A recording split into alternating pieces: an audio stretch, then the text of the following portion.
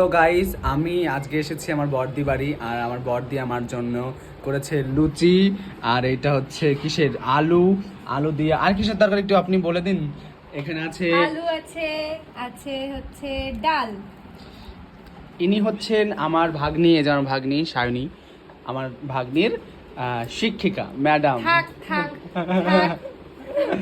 তো ম্যাডাম আর আমি এখন বসেছি খেতে। ম্যাডাম ম্যাম, ও আরেকটা জিনিস দেখাও দেখাও। তো পায়ে এটা কি সিমাই, এটা সিমাই আমি খুব ভালো খাই, সিমই বা সিমাই যাই হলো হলো। এখন ম্যাডাম খাচ্ছেন, তো আমরা এখন ম্যামের থেকে জিজ্ঞাসা করব যে কি এটা, হ্যাঁ লুচি আর যাই হোক ওটা আলুর দম বা ছোলার দম, আলু ছোলা দিয়ে রান্না করা হয়েছে, যাই হলোই হলো, কেমন হয়েছে আমরা ম্যাডামকে এখন জিজ্ঞাসা করবো। দারুন দারুণ। দারুন। তো ম্যাডাম যখন রেজাল্ট দিয়ে দিয়েছে, আর তোমরা যদি খেতে চাও চলে আসো, তোমাদের কাছ থেকেও নেবো। খুবই খুবই ভালো হয়েছে, আমার তো খুবই ভালো লাগছে, খাচ্ছি।